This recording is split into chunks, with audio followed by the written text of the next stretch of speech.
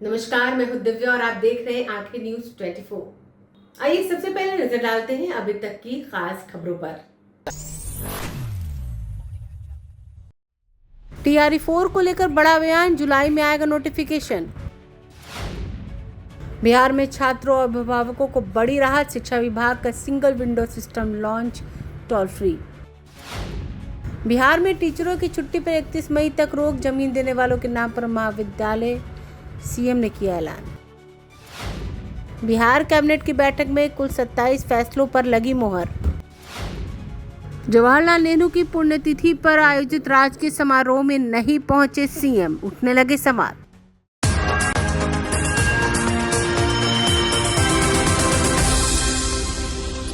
सहयोग कार्यक्रम में जनता की समस्या। TRE-4 को लेकर बिहार के शिक्षा मंत्री मिथिलेश तिवारी का बड़ा बयान सामने आया है।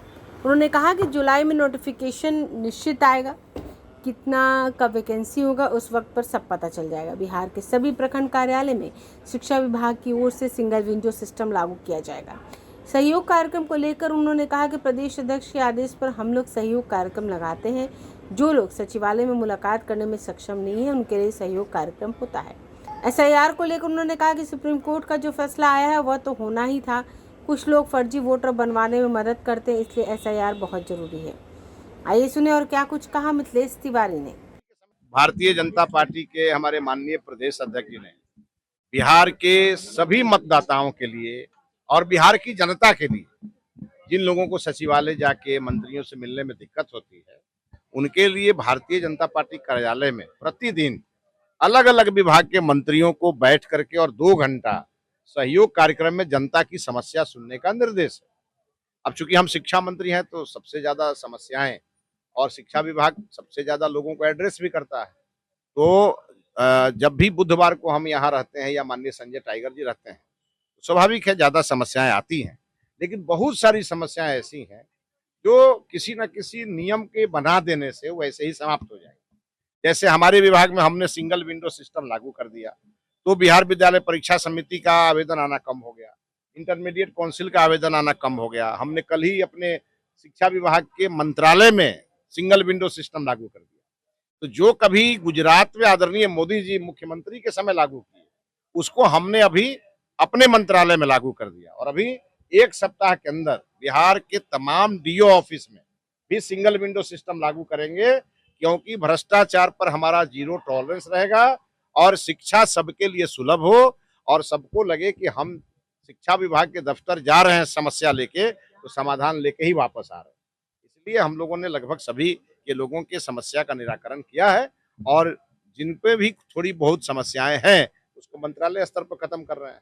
एक बड़ी खबर है, SIR को क्लीन चिट किया है सुप्रीम कोर्ट ने, क्या लगता है जो SIR का काम शुरू हुआ था? देखिए, SIR हम लोग शुरू से कह रहे हैं कि SIR मतदाता सूची का शुद्धिकरण। कुछ ऐसे लोग उसमें फर्जी लोग उसमें अपना नाम जुड़वा लेते हैं और कुछ लोग जुड़वाने में मदद करते हैं। उनको लगता है कि भारतवर्ष के जो नागरिक हैं वो हमको वोट नहीं देंगे तो हम बाहर के बांग्लादेशियों के वोट से जीत जाएं, और इसके कारण वो नाम जुड़वा लेते हैं। SIR ने जब से SIR शुरू हुआ तब से मतदाता सूची का शुद्धिकरण भी हुआ। जो मृत मतदाता थे उनका नाम भी हटा तो नए मतदाताओं का नाम जुड़ भी गया। इसलिए SIR एक अच्छा कदम है और इसे सुप्रीम कोर्ट ने भी मोहर लगाई। जुलाई में निश्चित आएगा, जुलाई में निश्चित आएगा। जब नोटिफिकेशन आएगा तब आपको मालूम हो जाएगा कि कितना सीट का आ रहा है।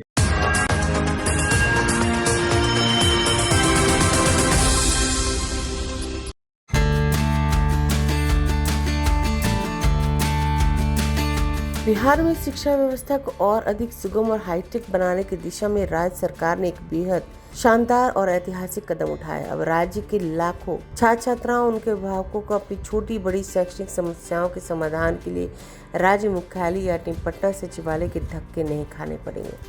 शिक्षा विभाग ने सभी समस्याओं को तुरंत निपटाने के लिए एक अत्याधुनिक सिंगल विंडो सिस्टम तैयार किया है, जिससे घर बैठे लोगों की हर परेशानी का समाधान एक ही स्थान पर हो जाएगा। बिहार सरकार के शिक्षा मंत्री मिथिलेश तिवारी ने शिक्षा विभाग के अंतर्गत इस सिंगल विंडो सिस्टम का विधिवत तरीके से उद्घाटन किया। इस मौके पर उन्होंने कहा, राज्य सरकार शिक्षा व्यवस्था को अधिक जवाबदेह और जनहितकारी बनाने के लिए लगातार युद्ध स्तर पर काम कर रहा है।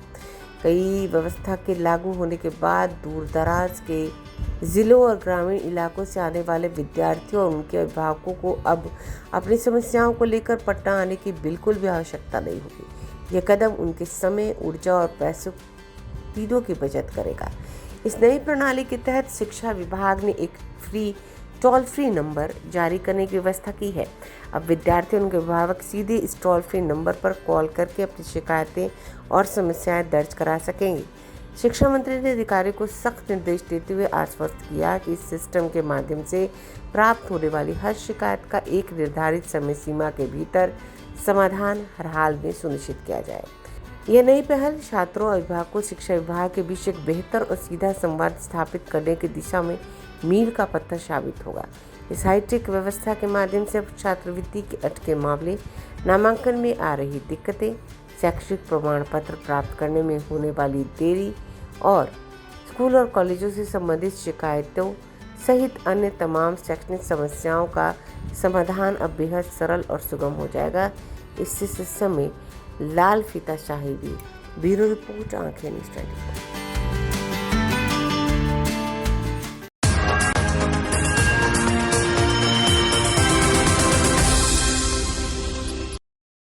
बिहार कैबिनेट की बैठक आज संपन्न हुई। कुल 27 फैसले लिए गए। स्वास्थ्य विभाग के तहत अब बिहार विधानमंडल के वर्तमान और पूर्व सदस्य, अखिल भारतीय सेवा के सेवाकर और सेवानिवृत्त अधिकारी, राज्य सरकार के नियमित कर्मचारी, पेंशनर और इन सभी के आश्रितों को बिहार सरकार स्वास्थ्य योजना के अंतर्गत अस्पताल में भर्ती होने पर कैशलेस इलाज की सुविधा देगी, जिसे मुख्यमंत्री ने राज्य कर्मियों को स्वास्थ्य का बड़ा तोहफा बताया।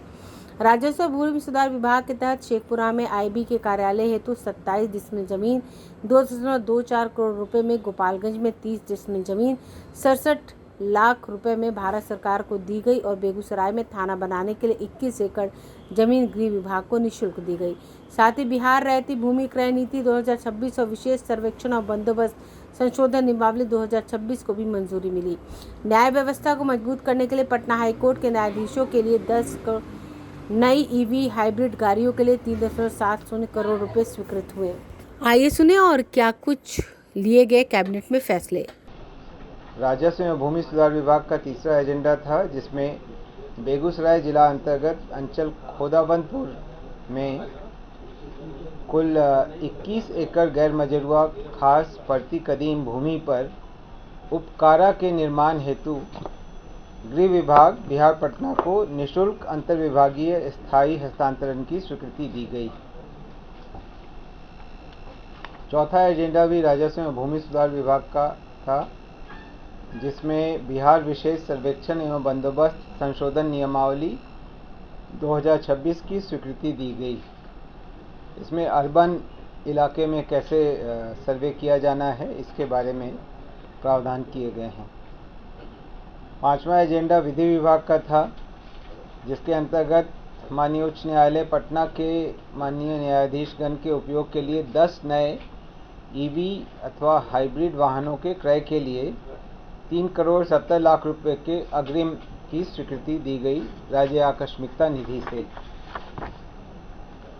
सामान्य प्रशासन विभाग का अगला एजेंडा था, जिसमें पूर्णिया, भागलपुर एवं गया न्याय मंडल में एनडीपीएस एक्ट के अंतर्गत दायर वादों के विचारण के लिए जिला एवं अपर सत्र न्यायाधीश के कुल 3 पदों के सृजन की स्वीकृति दी गई। इसी प्रकार बिहार मद्य निषेध और उत्पाद अधिनियम 2016 के अंतर्गत मधुबनी सदर न्याय मंडल में जिला एवं अपर सत्र न्यायाधीश का 1 तथा दरभंगा न्याय मंडल के अधीन बेनीपुर अनुमंडलीय न्याय मंडल में जिला एवं अपर सत्र न्यायाधीश का 1, कुल 2 पदों के सृजन की स्वीकृति दी गई। युवा रोजगार एवं कौशल विकास विभाग का अगला एजेंडा था, जिसमें बिहार राज्य समुद्र पार नियोजन ब्यूरो तथा Bihar state council for vocational training, इन दोनों के संकल्प में श्रम संसाधन विभाग का जो रेफरेंस आया था, उसकी जगह पर युवा रोजगार एवं कौशल विकास विभाग को प्रतिस्थापित करने की स्वीकृति दी गई, क्योंकि अब यह नया विभाग बन गया है। अगला एजेंडा भी युवा रोजगार एवं कौशल विकास विभाग का था। इसके अंतर्गत युवा रोजगार एवं कौशल विकास विभाग बिहार पटना के विशेष नियोजन निदेशालय के 6 नए प्रशाखाओं के लिए कुल 57 पदों के सृजन की स्वीकृति दी गई। अगला एजेंडा भी युवा रोजगार एवं कौशल विकास विभाग का था, जो 10वां एजेंडा था। उसके अंतर्गत पूर्व से सृजित छात्र एवं युवा कल्याण निदेशालय के 6 नए प्रशाखाओं के लिए पूर्व से स्वीकृत 7 पदों को प्रत्यर्पित करते हुए 55 नए पदों के सृजन की स्वीकृति दी गई। लघु जल संसाधन विभाग का अगला एजेंडा था, जिसके अंतर्गत लघु जल संसाधन विभाग भूगर्भ शास्त्री संवर्ग भर्ती एवं सेवा शर्त नियमावली 2026 की स्वीकृति दी गई। 12वां एजेंडा भी लघु जल संसाधन विभाग का था, जिसके अंतर्गत विभागीय संकल्प 992 दिनांक 4/2/19 द्वारा पंचायतों को हस्तांतरित सभी राजकीय नलकूपों की मरम्मती, संचालन एवं रखरखाव का कार्य लघु जल संसाधन विभाग द्वारा किए जाने की स्वीकृति दी गई। जल संसाधन विभाग का अगला एजेंडा था, जिसके अंतर्गत जल संसाधन विभाग अंतर्गत कार्यान्वित विश्व बैंक संपोषित बिहार जल सुरक्षा एवं सिंचाई आधुनिकीकरण योजना के लिए बिहार आकस्मिकता निधि से कुल 102 करोड़ 98 लाख रुपए के अग्रिम की स्वीकृति दी गई। 14वां एजेंडा था खान एवं भूतत्व विभाग का, जिसमें राज्य अंतर्गत अनुमोदित जिला सर्वेक्षण प्रतिवेदन में चिन्हित बालू घाटों की नीलामी से पूर्व खनन योजना तैयार कराने एवं पर्यावरणीय स्वीकृति प्राप्त करने हेतु बिहार राज्य खनन निगम लिमिटेड को एजेंसी नामित किए जाने की स्वीकृति दी गई। इसमें मूलतः यह होगा कि ऑक्शन करने के पूर्व ही जो एनवायरमेंटल क्लियरेंस है वो पहले प्राप्त कर लिया जाएगा। इससे जब भी ऑक्शन होगा तो जिस भी संवेदक को वो प्राप्त होगा वो तुरंत उन घाटों को संचालित कर सकेगा। उसमें करीब 8-9 महीने तक का समय जाता था, उसको कट डाउन करने के लिए यह निर्णय लिया गया है। योजना एवं विकास विभाग का अगला एजेंडा था, जिसमें 7 निश्चय कार्यक्रम अंतर्गत राज्य के 38 जिले में अवस्थित जिला निबंधन एवं परामर्श केंद्रों के संचालन एवं रखरखाव के लिए इस वित्तीय वर्ष में 65 करोड़ रुपए की स्वीकृति दी गई। पथ निर्माण विभाग के अगले 5 एजेंडा थे। 16वें एजेंडा में BSHP 4 के अंतर्गत मधुबनी राजनगर बाबूबरही खुटौना पथ के चौड़ीकरण एवं सुदृढ़ीकरण लंबाई 38.872 किलोमीटर के लिए कुल 632 करोड़ 72 लाख रुपए के प्राक्कलित राशि पर स्वीकृति दी गई। अगला एजेंडा भी पथ निर्माण विभाग का था, जिसमें BSHP 4 के अंतर्गत राज्य उच्च पथ संख्या 52 सीतामढ़ी पुपरी बेनीपट्टी पथ लंबाई 51.261 किलोमीटर में चौड़ीकरण एवं सुदृढ़ीकरण कार्य हेतु 434 करोड़ 37 लाख रुपए के प्राक्कलित राशि पर प्रशासनिक स्वीकृति दी गई, जिसमें BSHP 4 के अंतर्गत राज्य उच्च पथ संख्या 97 बिशनपुर अतरबेल जाले घोघरचट्टी पथ परियोजना के उन्नयन एवं सुदृढ़ीकरण कार्य कुल लंबाई 47.875 किलोमीटर हेतु कुल 990 करोड़ 3,50,000 रुपये की स्वीकृति दी गई।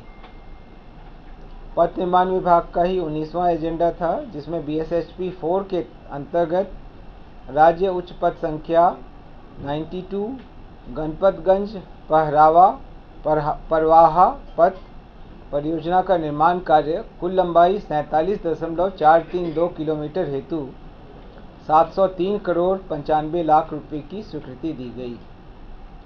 पथ निर्माण विभाग का अगला एजेंडा था, जिसमें BSHP 4 के अंतर्गत ब्रह्मपुर कोरनसराय इटाढ़ी सरंजा इटाढ़ी बक्सर तथा उजियारपुर कुकराहा जमुआओं इंदौर समदा पथ परियोजना का चौड़ीकरण एवं सुदृढ़ीकरण कार्य लंबाई 80.728 किलोमीटर हेतु 982 करोड़ 58 लाख रुपए की स्वीकृति दी गई।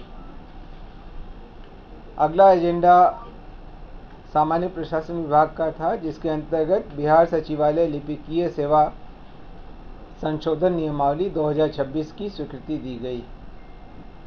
गृह विभाग का अगला एजेंडा था, जिसमें श्री अनिल कुमार वरीय पुलिस उपाधीक्षक यातायात, जो 31 मई 2026 को सेवानिवृत्त हो रहे हैं, उनको सेवानिवृत्ति के पश्चात 1 वर्ष के लिए संविदा के आधार पर पुनर्नियुक्त करने की स्वीकृति दी गई। 23वां एजेंडा स्वास्थ्य विभाग का था, जिसमें सीनियर रेजिडेंट ट्यूटर तथा बिहार चिकित्सा शिक्षा सेवा भर्ती नियुक्ति एवं प्रोन्नति संशोधन नियमावली 2026 की स्वीकृति दी गई। स्वास्थ्य विभाग का ही अगला एजेंडा था, जिसमें बिहार लघु एवं मध्यम स्वास्थ्य सेवा प्रतिष्ठान स्थापना एवं पंजीकरण विनियमावली 2026 की स्वीकृति दी गई। इसके अंतर्गत अब 1 सीट से 40 सीट तक के भी जो सेवा प्रतिष्ठान हैं, स्वास्थ्य सेवा प्रतिष्ठान हैं, उनके लिए भी पंजीकरण कराना आवश्यक होगा। पहले इसके लिए प्रावधान नहीं था। अगला एजेंडा भी स्वास्थ्य विभाग का था, 25वां एजेंडा, जिसमें पटना चिकित्सा महाविद्यालय एवं अस्पताल पटना के हड्डी रोग विभाग के अधीन स्वतंत्र रूप से स्पाइन सब स्पेशलिटी यूनिट स्थापित करने के लिए 39 पदों के सृजन की स्वीकृति दी गई। स्वास्थ्य विभाग का 26वां एजेंडा था, जिसके अंतर्गत बिहार विधानमंडल के वर्तमान एवं पूर्व सदस्यों तथा उनके आश्रित अखिल भारतीय सेवा के सेवारत एवं सेवानिवृत्त पदाधिकारियों तथा उनके आश्रित राज्य सरकार के नियमित पदाधिकारियों, कर्मियों एवं उनके आश्रित सेवानिवृत्त पेंशनधारी राज्यकर्मी, पति पत्नी तथा पारिवारिक पेंशनर को बिहार सरकार स्वास्थ्य योजना के अधीन अंतर्वासी चिकित्सा हेतु कैशलेस चिकित्सा सुविधा प्रदान करने के संबंध में स्वीकृति दी गई। इससे अब विभिन्न इलाज के लिए इन लोगों को कैशलेस सुविधा मिल पाएगी। स्वास्थ्य सुरक्षा समिति जो आयुष्मान कार्ड का संचालन भी कर रही है, उसके अंतर्गत ही इसकी व्यवस्था की जाएगी और जल्दी ही इसकी व्यवस्था चालू हो जाएगी। राजस्व एवं भूमि सुधार विभाग का अगला एजेंडा था, जिसके अंतर्गत बिहार रैयती भूमि क्रय नीति 2026 की स्वीकृति दी गई। इसके अंतर्गत रैयत से सीधे भी भूमि खरीदी जा सकती है एक्विजिशन प्रक्रिया में गए बगैर, और इसमें जो सामान्यतः प्राप्त होता है उससे 10% अतिरिक्त प्रोत्साहन राशि देने का प्रावधान किया गया है। यह अपेक्षा है कि इससे भूमि विभिन्न उद्योगों तथा विकास कार्यों के लिए प्राप्त करने में सहूलियत होगी। आज कुल 27 एजेंडा पर मंत्री परिषद द्वारा स्वीकृति दी गई।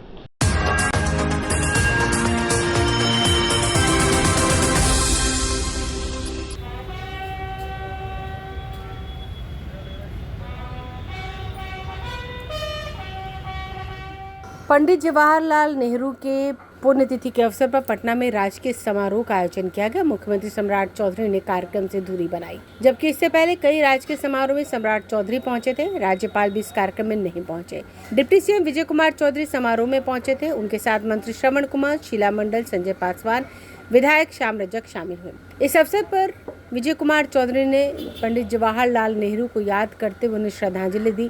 साथ ही साथ पेट्रोलियम और डीजल के बढ़ते दामों पर भी अपनी प्रतिक्रिया रखी। आइए सुनते हैं क्या कुछ कहा विजय कुमार चौधरी ने। स्वर्गीय जवाहरलाल नेहरू जी इस देश के प्रथम प्रधानमंत्री थे, एक प्रखर स्वतंत्रता सेनानी थे। उन लोगों के रहनुमाई में पूरे देशवासियों ने स्वतंत्रता की लड़ाई लड़ी, देश आज़ाद हुआ और वो प्रथम प्रधानमंत्री बने और इस देश को प्रगति के रास्ते ले चलने की शुरुआत की। इसलिए हम लोग उनको याद करते हैं। तो एक अहम निर्णय लिया गया है कि बिहार में भी अब कारपूल होगा। जो पेट्रोल डीजल बचाने की कवायद थी, उसमें अधिकारियों को और कर्मचारियों को भी निर्देश दिया गया कि कारपूल कीजिए, विदेश यात्रा पर रोक लगाई गई है। और बिहार में ये तो स्वागत योग्य निर्णय है और हमारे देश की जो अर्थव्यवस्था है और इस पर जो सबसे अधिक दबाव डालने वाली चीजें होती है उसको नियंत्रित करना तो सभी देशवासियों का कर्तव्य है। अगर हम अभी विदेश यात्राएं नहीं करते हैं, जिससे हमारे जो फॉरेन एक्सचेंज का रिजर्व है, जो विदेशी मुद्रा का भंडार है, उस पर सबसे अधिक दबाव पड़ता है। जैसे पेट्रोलियम पदार्थ का हम आयात करते हैं, उसके खपत को कम करना, ये तो हम वासियों को या इस देश के नागरिकों को अपने दैनिक आदतों में समावेश कर लेना चाहिए। और अगर इसका कोई अनुरोध प्रधानमंत्री ने या बिहार सरकार ने यह निर्णय लिया है तो मुख्यमंत्री जी और प्रधानमंत्री जी बधाई के पात्र हैं। अरे कीमतें बढ़ रही हैं, ये तो उसी का परिणाम है, उसी को नियंत्रित करने का तो उपाय किया जा रहा है।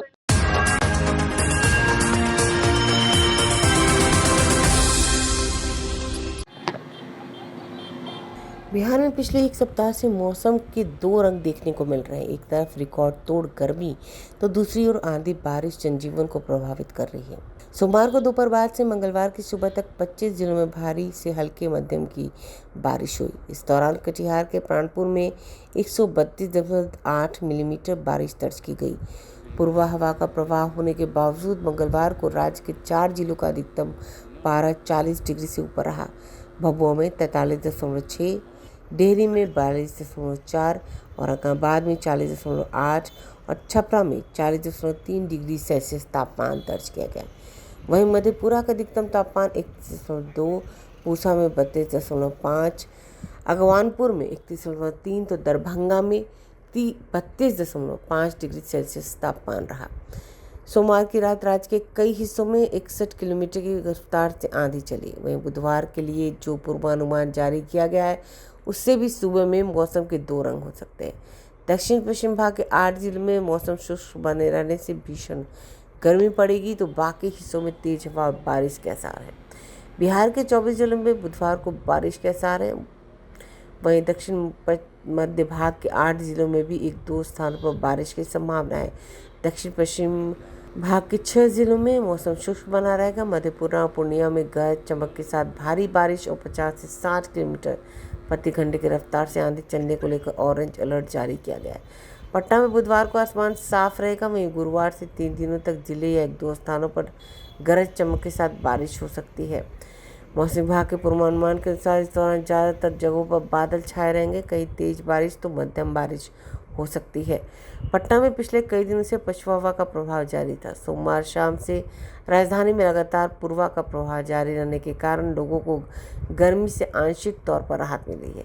राजधानी पटना के न्यूनतम तापमान में 2.6 डिग्री सेल्सियस की गिरावट और अधिकतम में 0.2 डिग्री सेल्सियस की बढ़ोतरी हुई।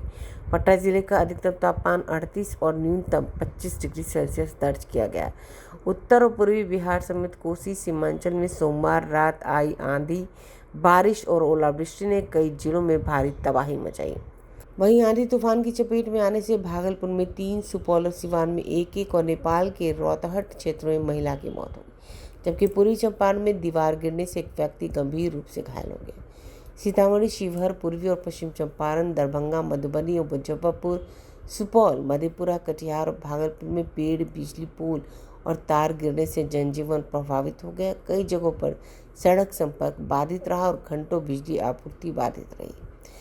आंधी और ओलावृष्टि से आम, लीची, मक्का, मूंग और सब्जियों की फसलों को व्यापक नुकसान पहुंचा है। फूस, चदरा, टीन और एस्बेस्टर से बने घरों को भी भारी क्षति पहुंची है।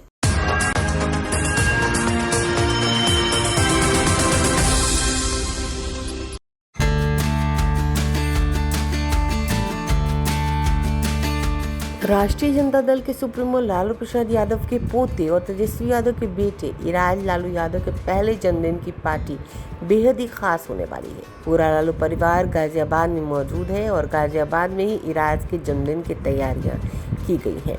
इराज लालू यादव का जन्मदिन रागनी यादव के ससुराल गाजियाबाद के रागनी विला में मनाया जा रहा है। रागनी यादव इराज की बुआ हैं।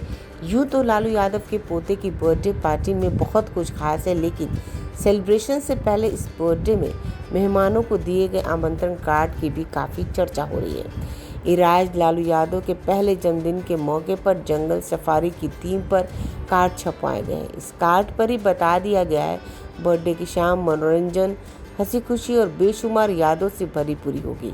इस कार्ड में एक बाघ की तस्वीर भी नजर आ रही है। कहा जा रहा है कि जन्मदिन के मौके पर यूँ तो कई वीवीआईपी और वीआईपी गेस्ट इराज को अपना स्नेह और आशीर्वाद देने आएंगे। इस दौरान यहाँ विपक्षी एकता की भी झलक दिख सकती है। कुछ मीडिया रिपोर्ट्स के मुताबिक इराज के जन्मदिन में शामिल होने के लिए लोकसभा में नेता प्रतिपक्ष राहुल गांधी को जहां न्योता दिया गया है, तो वहीं दिल्ली के पूर्व मुख्यमंत्री और आम आदमी पार्टी के नेता अरविंद केजरीवाल भी इस पार्टी में नजर आ सकते हैं। इसके अलावा यूपी के पूर्व सीएम अखिलेश यादव भी इराज को अपना आशीर्वाद देते नजर आ सकते हैं। इन नेताओं के अलावा पश्चिम बंगाल की पूर्व मुख्यमंत्री ममता बनर्जी के आने की भी उम्मीद जताई जा रही है। बता दें कि बिहार विधानसभा चुनाव में राष्ट्रीय जनता दल को मिली करारी हार के बाद लालू प्रसाद यादव के घर का ये सबसे बड़ा समारोह है। इराज के पिता और बिहार के नेता प्रतिपक्ष तेजस्वी यादव और लालू प्रसाद यादव समेत परिवार के सभी सदस्य कुछ दिन पहले ही दिल्ली रवाना हो गए थे। इराज की बर्थडे पार्टी के बहाने अब विपक्षी एकता का संदेश भी दिया जा सकता है। कुछ मीडिया रिपोर्ट्स में बताया गया कि इराज के बर्थडे सेलिब्रेशन के लिए गाजियाबाद में रागनी विला को भव्य तरीके से सजाया गया है। बच्चों के मनोरंजन के लिए अलग जोन बनाया गया है। पूरा डेकोरेशन जंगल सफारी की थीम पर किया गया है। मेन्यू में बिहारी और उत्तर भारतीय व्यंजनों का भी इंतजाम किए जाने की बात कुछ मीडिया रिपोर्ट्स में कही जा रही है। हालांकि आधिकारिक तौर पर मेन्यू की कोई जानकारी साझा नहीं की गई है। कई खास मेहमानों के पहुंचने की संभावना को देखते हुए कार्यक्रम स्थल के आसपास कड़ी सुरक्षा व्यवस्था भी की गई है। बहरहाल अब इस पार्टी में सबकी नज़र इस बात पर टिकी है कि क्या लालू यादव के बड़े बेटे तेज प्रताप यादव और बेटी रोहिणी आचार्य भी इस खास मौके पर मौजूद होंगे। अब देखना ये दिलचस्प होगा कि क्या ये दोनों इस बर्थडे पार्टी में पहुंचते हैं। वैसे ये बर्थडे पार्टी बहुत ही खास होने वाली है। ब्यूरो रिपोर्ट, आंखें न्यूज़ 24।